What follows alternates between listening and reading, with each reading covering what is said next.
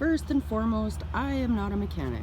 I am just a girl who enjoys taking things apart and putting them back together again. It's kind of cool when you can save some money.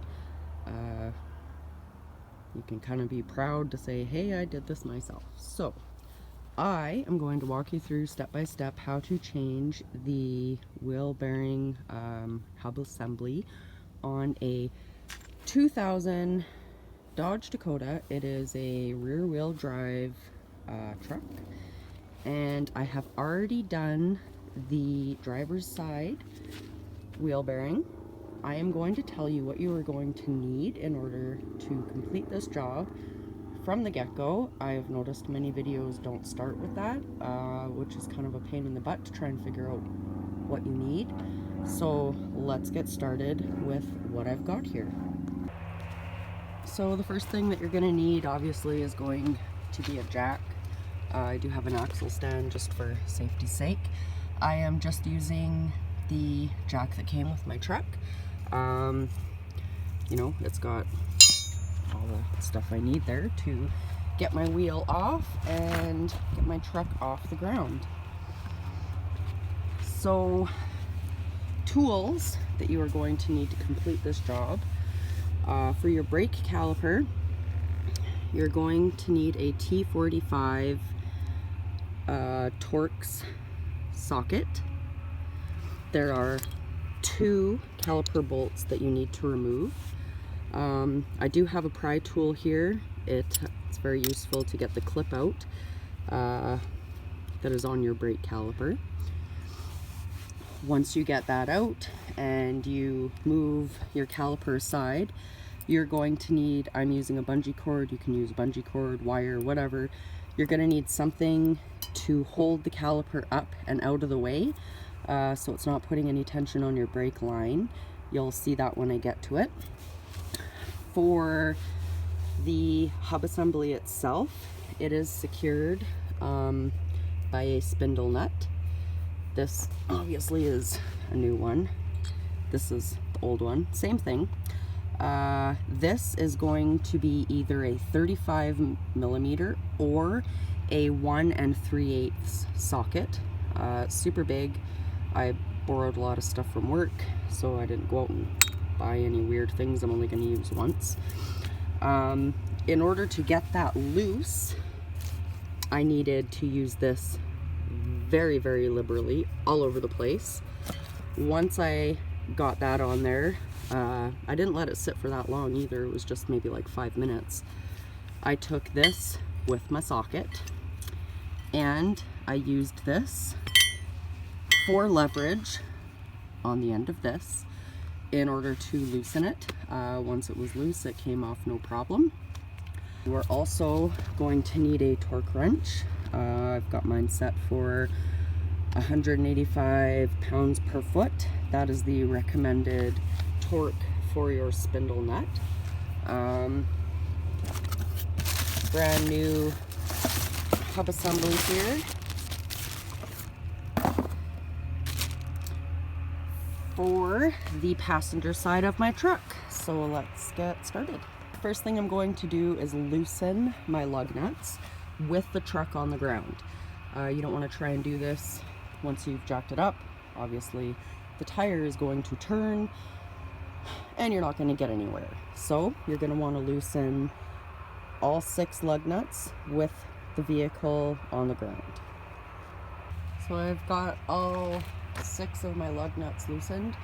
I could have used my breaker bar for the lug nuts because they were pretty tight. However, I just jump on the tire iron and, you know, loosens them just fine. I now have this connected to my jack and I'm going to jack up my truck. All right. So I have my truck jacked up enough that the tire will turn. I'm going to place the axle stand underneath just to be safe. Then I'm going to remove the lug nuts. All right, so I've got all my lug nuts off. I did just get new tires put on my truck, so these were just off recently. Sometimes they can be a little tricky. They can be stuck on there. You can usually kick the bottom or the top and it'll loosen it off. But now you're going to want to take the wheel off and set it aside. Okay, so what are we looking at here? We have your rotor, brake caliper. This is the clip that I was talking about, that I use the pry tool for. This is your spindle nut. And the first thing that we are going to have to do is remove the bolts for your caliper. You've got two. There is one up here, and there is another one at the bottom. These are your T45 torque socket that you're going to need for those. So we're going to take those out first. All right, so I've got both my caliper bolts out. Once you get them unthreaded, it really helps if you put your fingers over the end as you're using your torque socket, and kind of wiggle it as you're turning it, because they are in this rubber and it does, you know, suck them on there. So the next thing, we are going to use the pry tool just to pop off the clip here. All right, so I popped the clip off. This is now, or should be, quite loose, and now is going to be when you're going to need your bungee cord or whatever you are going to use. Hook it onto anything up here, and you're going to wrap it around once you pull this off, because you don't want to put any tension on your brake line and damage any of the stuff here. Also using my pry tool to get this off. The brake pads are pretty new, and they really want to hang on to their rotor. So it helps if you've got a little bit of a pry tool just to get it loose.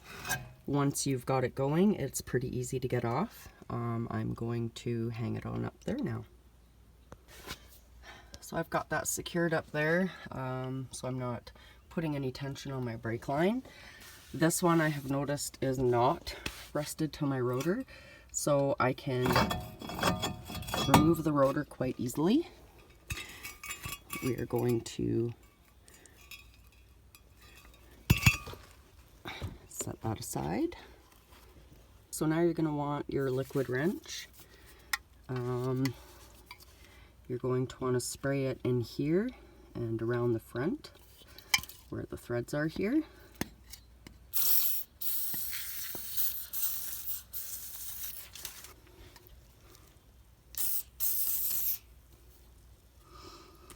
I'm just going to let that sit for a couple minutes, and then I'm going to get set up to break this nut off.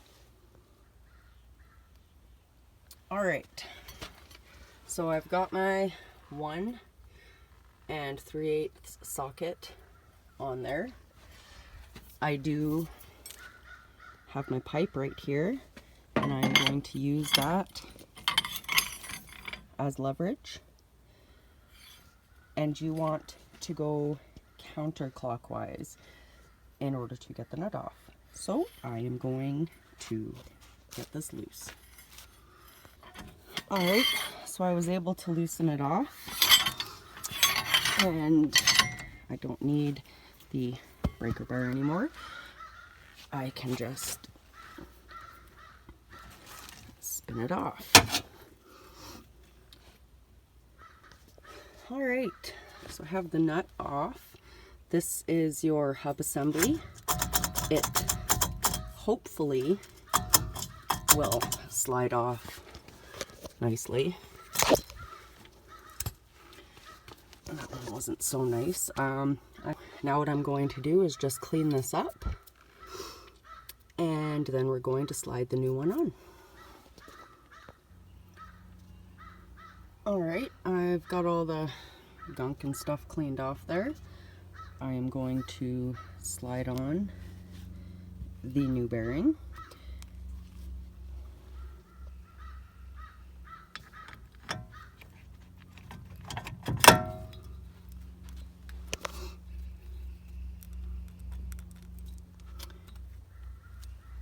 There is that. I am going to grab my new spindle nut.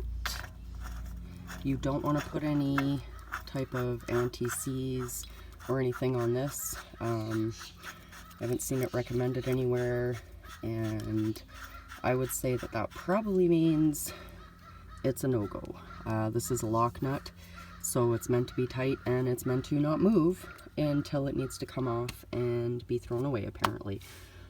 They are quite expensive, so yeah, I am going to get this tightened up here, and then I'm going to show you how to torque it.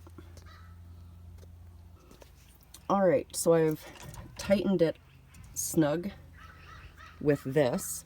Now we are going to need to put the torque wrench on, which I have mentioned I already have set for 185 pounds per foot. Okay, so if you don't know how a torque wrench works, most of them, the big ones anyways, will have a setting on the shaft here, and when they reach the specified torque, you'll feel it in the handle and you'll hear a click.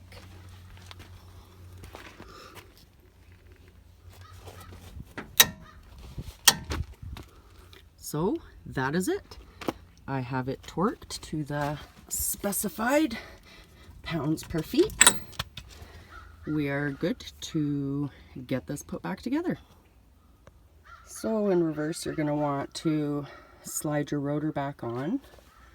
Then you are going to take your caliper off and set it back in here.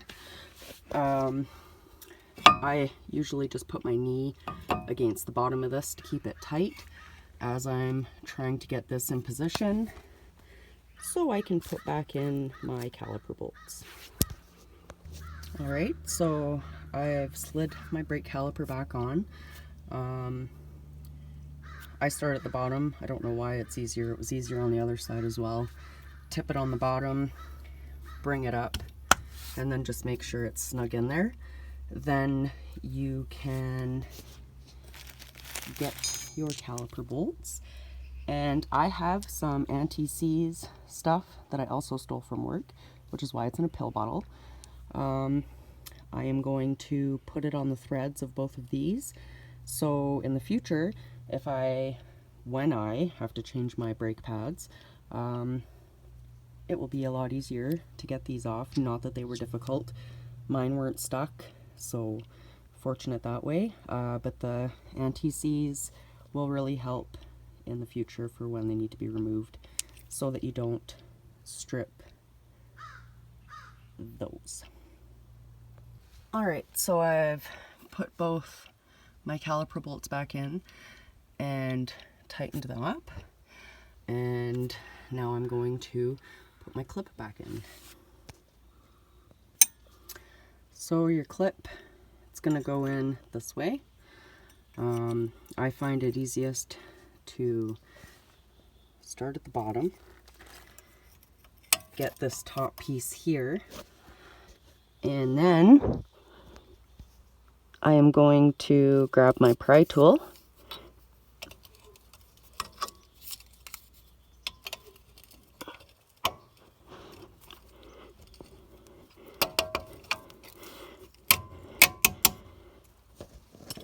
and get it back in there. And now you can get your wheel back on. So I'm just going to tighten these until they're snug. Then I'm going to use my tire iron to tighten them a little bit more while my truck is off the ground. Then I'm going to lower it and I am going to tighten these as much as I can. Alright, so I'm going to lower my truck. First remove the axle stand, then lower the jack. I'm going to tighten these.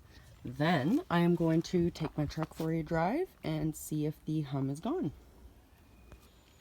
So hopefully this has helped somebody else maybe save a few dollars and have a little bit of pride in the fact that, you know, I can fix it too. So I'm happy to report that I made it to town with no hum. My bearings are good and my truck is fixed. Hopefully I helped somebody out.